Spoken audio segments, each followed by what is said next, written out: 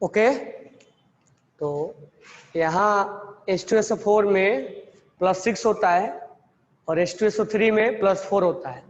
तो +6 में इक लगाएंगे सल्फ्यूरिक, +4 में सल्फ्यूरस, Cu2O और Cu, Cu2O में +1 है और Cu में +2 है। Cuprous, cupric, cupric oxide, FeO, Fe2O3, यहाँ आयरन +2 में है और यहाँ आयरन +3 में है। Ferric, ferrous, ferrous oxide, ferric, ferric oxide, this one is ic, this one is ous. Phosphorus, phosphoric, यहाँ पर फास्फोरस +5 में तो फास्फोरिक, यहाँ फास्फोरस +3 में है तो फास्फोरस, OUS। तो sulphuric, sulphurous, phosphorus, phosphoric, cuprous, cupric, ferrous, ferric. That's enough.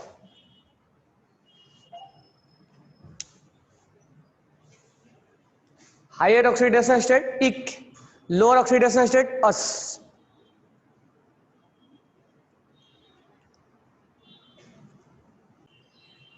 Calculation of delta H, calculation of delta H कैसे होगा? जैसे हमने मान लो कि एग्जाम्पल लेते हैं, हमने A से बना A+, बनने में हमने IE1, A से बना A+, IE1 10 किलो जूल है, ठीक है।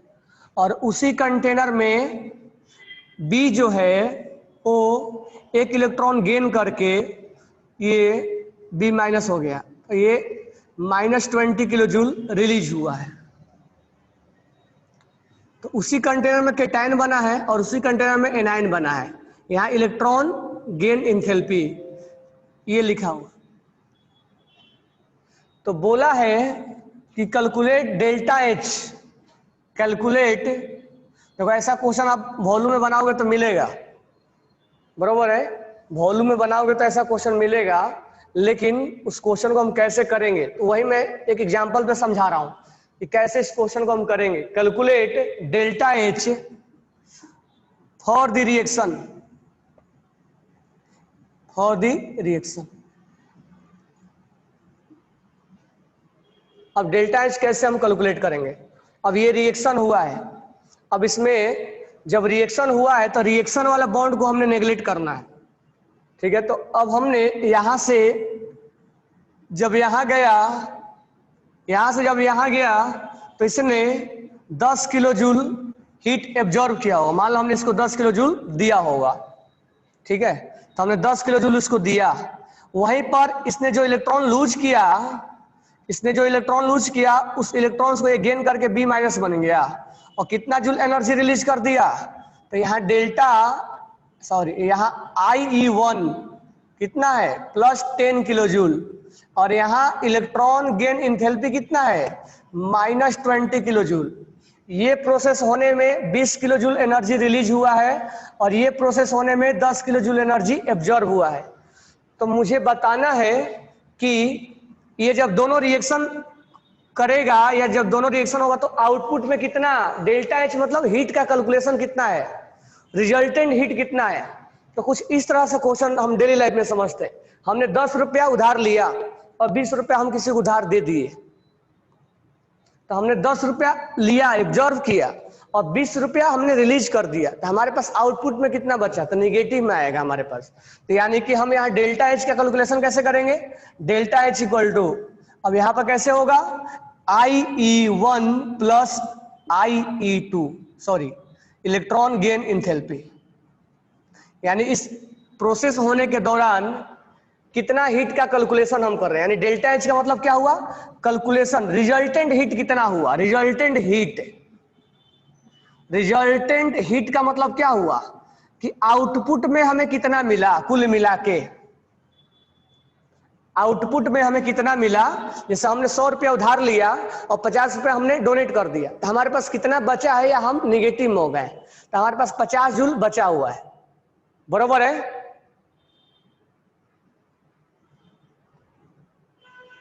तो हमारे पास 50, मान लो 100 रुपया हम उधार दिए और हम 200 रुपया हम किसी दूसरे को उधार देता, हमारे पास कितना बचा, तो हम -100 में है। तो डेल्टा एच उसी का कैलकुलेशन करता है, यानी रिजल्टेंट हीट का कैलकुलेशन करेगा। तो यहां से यहां जाने में +10 किलो जूल, यहाँ जो वैल्यू पुट करेंगे वो साइन के साथ पुट करेंगे, और यहां से यहां जाने में -20 किलो जूल। तो हमारा वैल्यू क्या आया, -10 किलो जूल, यानी टोटल मिला के हमने 10 किलो जूल एनर्जी रिलीज करवाया है। यानी 10 किलो जूल हमने दिया होगा और ये 20 किलो जूल रिलीज कर दिया हो गया, तो आउटपुट में 10 किलो जूल रिलीज हुआ होगा। यानी यहाँ डेल्टा एच का वैल्यू क्या हुआ, निगेटिव, -10 किलो जूल हमारा आउटपुट में आया। तो यानी -10 kilo joule heat will release, यानी 10 किलो जूल हीट, माइनस नहीं बोलेंगे हम, हीट विल रिलीज। जैसे रिलीज वर्ड आया तो हम समझ जाएंगे क्या कि ये माइनस है, तो रिलीज वर्ड आते ही माइनस को हाइड कर लिया, छुपा लिया उसने। तो 10 kilo joule heat will release, release का मतलब समझ में आ गया कि ये निगेटिव पार्ट वाला है, यानी रिलीज उस निगेटिव पार्ट को हाइड कर दिया। तो कहने का मतलब ये हुआ कि हमने आपको एक इजी तरीके से सिखाया कि जब जब आपको डेल्टा एच का कैलकुलेशन करना है तो मीनिंग क्या होता है, what is meaning of delta H, उसका मीनिंग क्या होता है। तो डेल्टा एच का यही मीनिंग होता है कि वो प्रोसेस करने में हमने कितना हीट को लिया या कितना हीट को हमने दिया। यानी हम मान लो उधारी ले रहे हैं, दे रहे हैं, ले रहे हैं, दे रहे हैं, ये सब काम करने में हमने, हमारे पास पैसा कितना बचा इवनिंग होते होते, अब ये काम कर रहा है और ये काम कर रहा है, इस दौरान हीट कितना निकला या कितना हीट एब्जॉर्ब हुआ, इस चीज का हम कैलकुलेशन कर रहे हैं। यानी जो हम कैलकुलेशन कर रहे हैं वो हीट का जो कैलकुलेशन करते हैं, हीट का कैलकुलेशन, जो हीट का कैलकुलेशन करते हैं that is known as delta H. यानी कितना हीट लिया या दिया, माइनस है कि प्लस है, उसका कैलकुलेशन करना ही डेल्टा एच का हम कैलकुलेशन बोल रहे हैं। अब कैसे करेंगे, तो जब हम हीट का कैलकुलेशन करेंगे तो यहाँ 10 किलो जूल हमने हीट दिया और यहाँ पर ये प्रोसेस होने में 10 किलो जूल हीट रिलीज हो गया, तो हम दोनों का वैल्यू क्या कर देंगे, ऐड कर देंगे विथ साइन।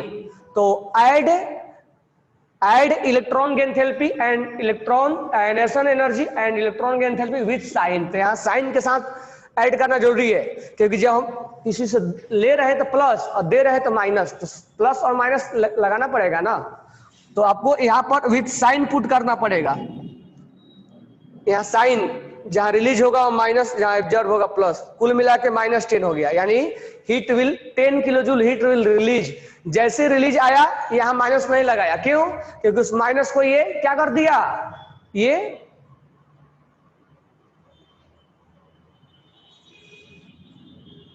माइनस को क्या कर दिया, ये माइनस को हाइड कर दिया। ओके, ये समझ में आया डेल्टा एच का कैलकुलेशन। ओके चलो रहा हूं, तो क्वेश्चन नंबर ये है, क्वेश्चन ये है कि आयरन X+3 का कॉन्फ़िगरेशन ये दिया हुआ है। अब बोला है कि उसका एटॉमिक नंबर क्या होगा, तो ये +3 का दिया हुआ है कॉन्फ़िगरेशन, तो हम X का क्या होगा, तो X का जब हम X का जानते हैं तो X+3 का निकाल लेते हैं, तो जब X+3 का जानेंगे तो X का क्यों नहीं निकालेंगे। तो इसका मतलब लॉस कहां से हुआ होगा, यहां से, और एक लॉस कहां से हुआ होगा, यहां से। तो जहां से लॉस हुआ उसको हम भर देंगे, अब इस इलेक्ट्रॉन्स को काउंट कर देंगे, काउंट करेंगे तो टोटल कितना आएगा 25। तो ये Mn का होता है, तो इसलिए इसका एटॉमिक नंबर कितना हो जाएगा, Mn का 25 हो जाएगा। नेक्स्ट क्वेश्चन ये है कि ये कॉन्फ़िगरेशन लास्ट में आपको लिख के दिया हुआ है, बोला पैरेलल स्पिन कितना है, तो इसको हम फिलअप कर लेंगे और क्लॉकवाइज को अलग लिख देंगे और एंटी क्लॉकवाइज को अलग लिख देंगे। ये एक दूसरे के आपस में पैरेलल है, लेकिन ये पैरेलल नहीं है। पैरेलल में मैक्सिमम पूछा है तो मैक्सिमम 4 है, ठीक है। नेक्स्ट क्वेश्चन ये है कि आयरन +2 का कॉन्फ़िगरेशन लिखा हुआ है और क्वेश्चन में बोला है कि डी में जितने इलेक्ट्रॉन है तो इस किस ऑप्शन में एस में उतने इलेक्ट्रॉन होंगे। तो डी में 6 है तो एस में 6 किस में है, तो इसमें एस में कितने हैं 4, इसके एस में कितने हैं 5, इसके एस में कितने हैं? 4 है, और इसके एस में कितने हैं? इसके एस में 6 है, इसलिए हमारा ऑप्शन क्या हो जाएगा? 4। तो क्वेश्चन ये है कि आयरन +2 का डी में जितना इलेक्ट्रॉन है, इस किस ऑप्शन में उसका एस में सेम इलेक्ट्रॉन होगा, तो हमारा आंसर हो जाएगा 6। ठीक है, तो ये फर्स्ट 3 हो गया। अब 116, पेज नंबर 116 पे देखते हैं।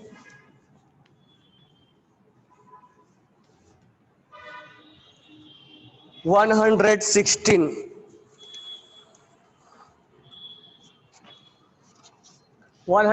पे 41 है, 36 है। 36 पहले बता देते हैं। चलो 116 पे 36 नंबर क्या लिखा हुआ है? Fe2O 5 NO प्लस और SO4। आपको मालूम होना चाहिए ब्राउन रिंग कॉम्प्लेक्स बनाते हैं, 12th क्लास में हम पढ़ेंगे। ये ब्राउन रिंग कॉम्प्लेक्स बनाता है, इसको ब्राउन रिंग कॉम्प्लेक्स बोलते हैं। यहाँ आयरन का हमें ऑक्सीडेशन स्टेट निकालना है, एक्स मान लेंगे। वाटर का क्या लेते हैं? 0। अक्सर हम NO का 0 लिया करते हैं, न्यूट्रल, लेकिन NO का यहाँ +1 लिया, हालांकि इसने इंडिकेट करके दे दिया है तो कोई हमें प्रॉब्लम है नहीं। SO4 का क्या लेते हैं? -2 इक्वल टू में क्या लिख देंगे? 0। एक्स का वैल्यू क्या आ गया? +1। आयरन किस ऑक्सीडेशन स्टेट में? +1। तो यहाँ आयरन है +1 ऑक्सीडेशन स्टेट। ठीक है, तो आयरन का ऑक्सीडेशन स्टेट कितना हो गया? +1। तो याद रखना ब्राउन रिंग कॉम्प्लेक्स में आयरन का ऑक्सीडेशन स्टेट +1 होता है, और यहाँ NO पे चार्ज +1 लिया जाता है, हालांकि यहाँ इंडिकेट करके दिया हुआ है।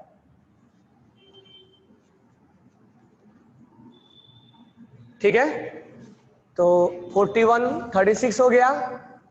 41 देखो, 41 हमने क्लास में दिया था। क्वेश्चन नंबर 41 देखो 116 का 41 में दिया है Fe 0.94O है, तो इसका ऑक्सीडेशन स्टेट निकालना है। तो अगर आपसे बोला जाता है कि Al2O3 है और इसका निकालना है, तो आप क्या लेते हो? 2x लेते हो। तो यहाँ पर 0.94 है, तो कितना लोगे? 0.94x लोगे, और यहाँ ऑक्सीजन पे कितना है? -2 इक्वल टू क्या लिखोगे? 0। तो 0.94x इक्वल टू क्या आ गया? 2। तो x इक्वल टू क्या आ गया? 2/9.94। तो ये डेसिमल ऊपर जाएगा, तो ये 100/94, ये 200/94। कैलकुलेट करने की कोई जरूरत नहीं है, ऐसा ही ऑप्शन में मिलता है। तो 200/94 ऑप्शन नंबर क्या आ गया? सेकेंड। ये 41 हो गया हमारा। अब 43 है। 43 क्या बोल रहा है? 43 है। 43 में Na2 और यहाँ है FeCN6 और NO और .2H2O। अब ध्यान दो यहाँ पे, यहाँ हमें आयरन का ऑक्सीडेशन स्टेट निकालना है इस क्वेश्चन में। तो हमें आयरन का ऑक्सीडेशन स्टेट मान लेंगे x। Cn पे क्या लेते हैं? चार्ज -1। तो कितने Cn है? 6। तो 6 × -1। NO पे चार्ज क्या लिया जाता है? 0। NO पे मैंने बोला न्यूट्रल है, 0 लिया जाता है, केवल इस केस में +1 लिया जाता है, बाकी केस में +1 मत ले लेना। वाटर का क्या लिया जाता है? 0। और सोडियम का क्या लिया जाता है? +1। तो सोडियम का चार्ज कितना होता है? +1। और कितने सोडियम है? 2 इक्वल टू क्या लिख देंगे? 0। x इक्वल टू क्या हो जाएगा? +4। तो यहाँ पर आयरन जो है वो +4 में है। तो 43 का जो आंसर हो जाएगा वो हो जाएगा, यहाँ +4 तो है भी नहीं। अच्छा यहाँ 5 है, 6 नहीं है, यहाँ 5 है, यहाँ 5 लिखना पड़ेगा। तो ये हो जाएगा 3, तो आयरन का +3 हो जाएगा। यहाँ आयरन का ऑक्सीडेशन स्टेट कितना हो जाएगा? +3। ठीक है, तो 43 समझ में आ गया होगा। 43 के बाद 44 क्या बोल रहा है? One of the following always exhibit -1। हाँ, हाइड्रोजन जो है वो +1 भी होता है और हाइड्रोजन -1 भी होता है, तो ये तो वेरिएबल है। सोडियम का क्या होता है? सोडियम का +1 ऑलवेज होता है, लेकिन यहाँ -1 बोला है। फ्लोरीन -1 ऑलवेज होता है, क्यों? मोस्ट इलेक्ट्रॉन एक्टिविटी यही होता है, इसीलिए ये हमेशा -1 में ही रहेगा। इसका आंसर नहीं हो जाएगा। ऑक्सीजन, ऑक्सीजन का क्या कहना है? ऑक्सीजन तो +1 भी होता है, -1 भी होता है, +1 भी होता है, -1 भी होता है, ऑक्सीजन का -1/2 भी होता है, ऑक्सीजन का वेरिएबल होता है। यहाँ बोला है -1 किसका होगा, तो -1 हो जाएगा ऑलवेज क्लोरीन का। 43 भी हो गया। अब पेज नंबर 114 पे आ जाओ। 114 पे क्या बोल रहा है? 114 पे 30 नंबर, 30 नंबर क्या बोल रहा है? 30 नंबर में दिया हुआ है, अंडरलाइन किया हुआ, उसका ऑक्सीडेशन स्टेट निकालना है। CA3AlO3 whole twice. इसमें अल्युमिनियम को अंडरलाइन किया था, क्या फर्क पड़ता है? CA3 तुम भी इसको मल्टीप्लाई कर दो, Al2O6 लिख दो। अब निकाल पाओगे इसका? जब इसका निकाल लोगे तो यही तो दिमाग लगाना है, ठीक है? तो ये थ्योरी पढ़ने से नहीं आता है, ये न्यूमेरिकल्स करोगे तब दिमाग खुलेगा। तो ये हमने मल्टीप्लाई कर दिया, आयरन का, इसका अल्युमिनियम का निकालना है। 2x मान लो इसका अल्युमिनियम का, तो 2x, और यहाँ पर ऑक्सीजन का है तो ऑक्सीजन का -12 हो जाएगा क्योंकि 6 है, और कैल्शियम पे +2 होता है और 3 कैल्शियम है तो +3 हो जाएगा, यानी +6 हो जाएगा। इक्वल टू 0 लिख दो, x इक्वल टू कितना आ गया? +3 आ गया। तो चीजें MCQ बनाने के लिए प्रैक्टिस करो। जो MCQ बनाएगा उसी का डेवलपमेंट होगा, वही आगे बढ़ेगा। ध्यान रखना इस चीज को, मैं क्या बोल रहा हूं, मैं ऐसे नहीं बोल रहा हूं बार बार कि MCQ बनाओ आप। थ्योरी पढ़ने से कुछ नहीं होता है। भगवान भी यहाँ के थ्योरी पढ़ा देना तो MCQ नहीं सोल्व होगा। MCQ से थ्योरी पे जाओ, उल्टा पढ़ना है। यहाँ 114 पे 16 नंबर, 16 नंबर क्या है? सोडियम अमलगम में सोडियम का ऑक्सीडेशन स्टेट क्या होता है? तो ये थोड़ा सा एक्सेप्शनली टाइप का है, ठीक है? तो इसमें हमें ध्यान में रखना पड़ेगा, बरोबर है? अब इसमें सोडियम जो होता है वो 0 में होता है शायद। यहाँ सोडियम एक्चुअली इसके साथ चिपका रहता है, रिएक्शन नहीं करता है। सोडियम यहाँ पे 0 पे होगा, 0 ही दिया होगा इसमें। 16 का 4 0। सॉरी, सोडियम का रिएक्शन हम कर ले हैं। सोडियम जो होता है इसके साथ केवल चिपकता है, रिएक्शन नहीं करता, इसलिए सोडियम यहाँ कंबाइंड स्टेट में हम मान के चलते नहीं है, इसलिए 0 होता है। जब कंबाइंड स्टेट में होता है तब ना उसके साथ रिएक्शन करेगा, तब ना इसके साथ रहेगा। एक्चुअली एक दूसरे के चिपक जाते हैं, सोडियम अमलगम एक दूसरे में चिपक के रहते हैं, रिएक्शन नहीं होता है। इसलिए सोडियम को हम बोल देते हैं कि ये कंबाइंड स्टेट में नहीं है, नॉर्मल ऐसे ही है। इसीलिए सोडियम अमलगम में sodium will find in 0 oxidation state. 117 पे 65 में देखो, 65 में क्वेश्चन क्या लिखा हुआ है? Fe4 और Fe। आप नोटबुक में निकाल के देखोगे तो इस क्वेश्चन को मैं एक्सप्लेन करके दिया हूं। अब इस क्वेश्चन में ये पूछा है कि प्रूसियन ब्लू है, मालूम है ना आपको? प्रूसियन ब्लू है तो हमने आपको याद करवा के दिया। मैं बोला भी था कि एक्सप्लेनेशन बाद में दूंगा। बाहर वाले आयरन का +2 और अंदर वाले आयरन का +3 +2 32 याद रखना। अब इस क्वेश्चन में बोला है कोऑर्डिनेशन स्फीयर वाला क्या होगा? तो ये स्क्वायर ब्रैकेट के अंदर वाला को हम बोलते हैं कोऑर्डिनेशन स्फीयर वाला। कोऑर्डिनेशन स्फीयर वाला आयरन बोलते हैं। तो this one is Prussian blue. तो प्रूसियन ब्लू का आप एक्सप्रेशन बाद में देंगे 12th क्लास में, जब DNA ब्लॉक पढ़ाएंगे तब, कि ये प्रूसियन ब्लू में ये क्यों 2 ऑक्सीडेशन स्टेट होते हैं, ठीक है? तो प्रूसियन ब्लू में कोऑर्डिनेशन स्फीयर वाला ये आयरन है, ये आउटर आयरन है। तो इनर आयरन को बोलते हैं कोऑर्डिनेशन स्फीयर, जिसका ऑक्सीडेशन स्टेट +2 होगा, ठीक है? तो 65 भी हो गया। अब हम नेक्स्ट देखते हैं 67। 67 क्या है? 67 है कैल्शियम हाइपोफॉस्फाइड। कैसे फॉर्मूला याद रखोगे कैल्शियम हाइपोफॉस्फाइड का? क्या फॉर्मूला होता है कैल्शियम हाइपोफॉस्फाइड?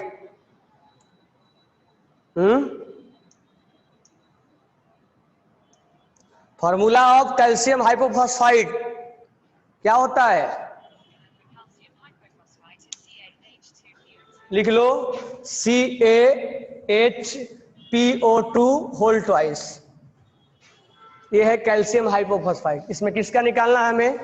तो कैल्शियम हाइपोफॉस्फाइट में हमें निकालना है ऑक्सीडेशन स्टेट ऑफ फास्फोरस, इसका निकालना है। तो Ca इसको क्रॉस मल्टीप्लाई कर दो, H2P2O4, हमें फास्फोरस का निकालना है 2x - 8, और यहाँ क्या हो जाएगा +2, और यहाँ हो जाएगा +2। ठीक है, कैल्शियम पे +2 होता है, हाइड्रोजन पे +2, इस पे 0, तो ये हो जाएगा आपका 4।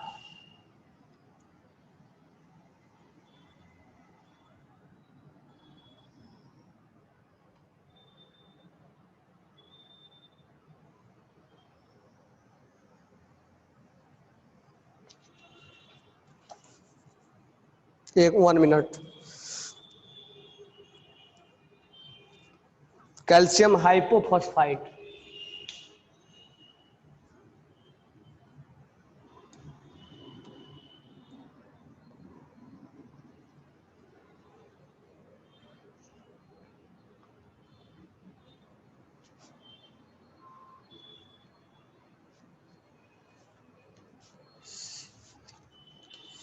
यहाँ CaH2PO2 होता है। 4 2 6,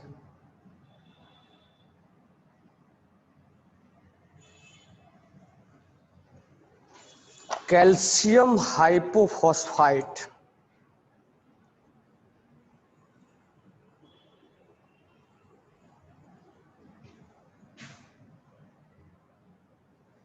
ठीक है ना, फॉर्मूला CaH2PO2 होता है 4, और ये P2 और ये O4, 2x - 8 + 4 + 2 = 0, x = +2।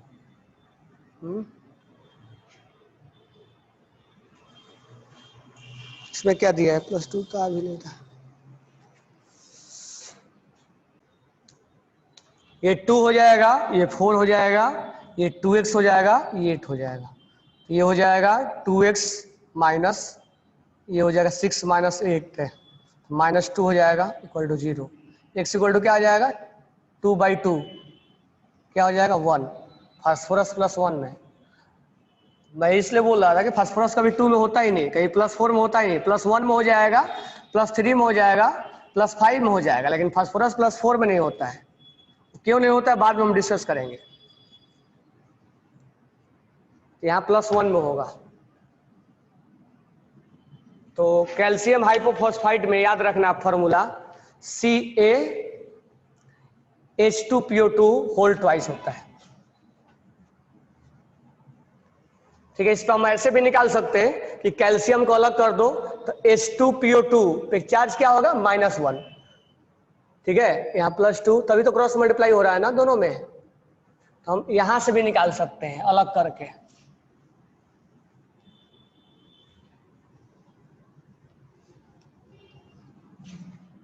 तो 67 हो गया।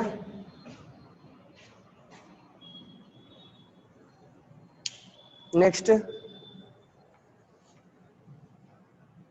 67 हो गया ना। 97, पेज नंबर 97 पे, 97 पे क्वेश्चन नंबर 54 क्या बोल रहा है, after N6 which configuration will field। ठीक है, 1s2 2s2 2p6 3s2 3p6 3s2 3p6 4s2 3d10 4p6 5s2।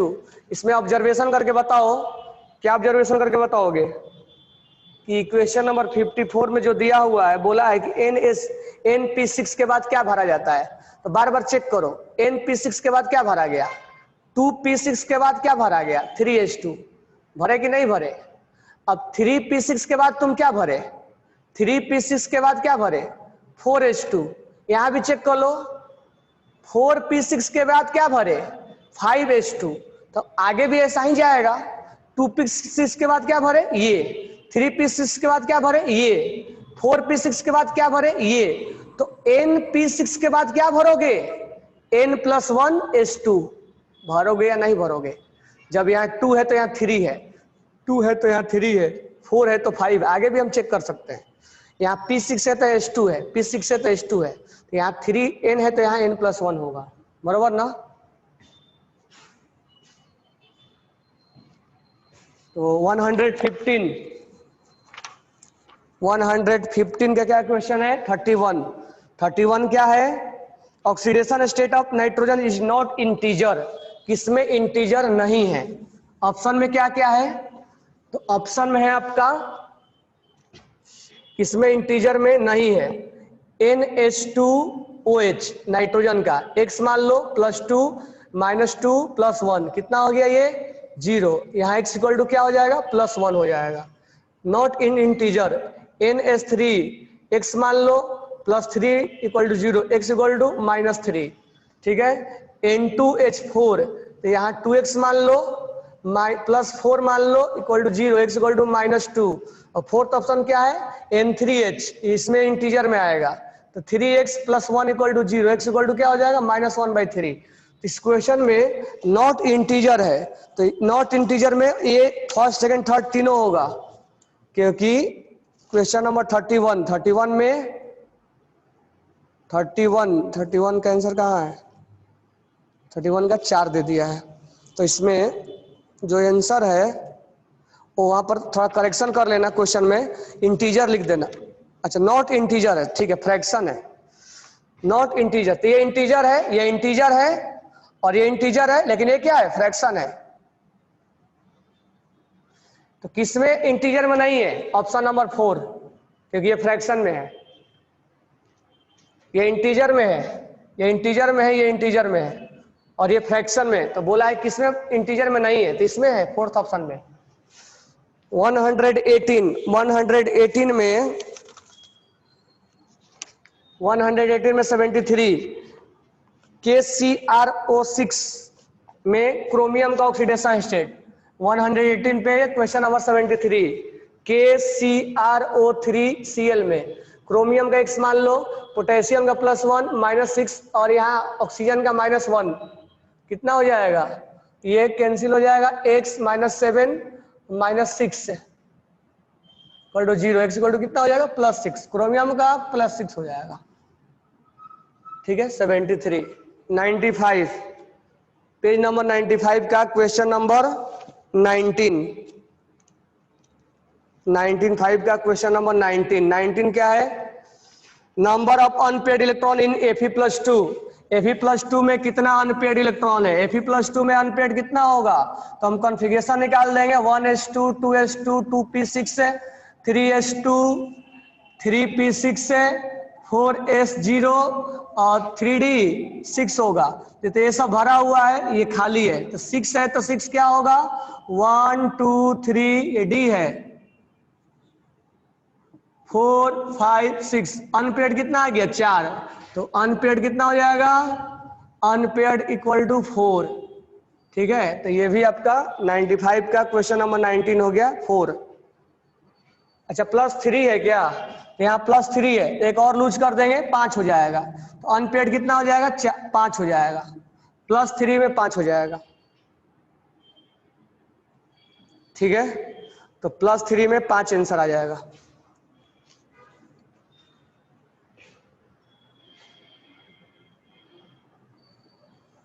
तो ये सब चीजें डाउट क्लियर हो गया तुम लोग का, चलो और डाउट होगा तो कर लेंगे, ओके।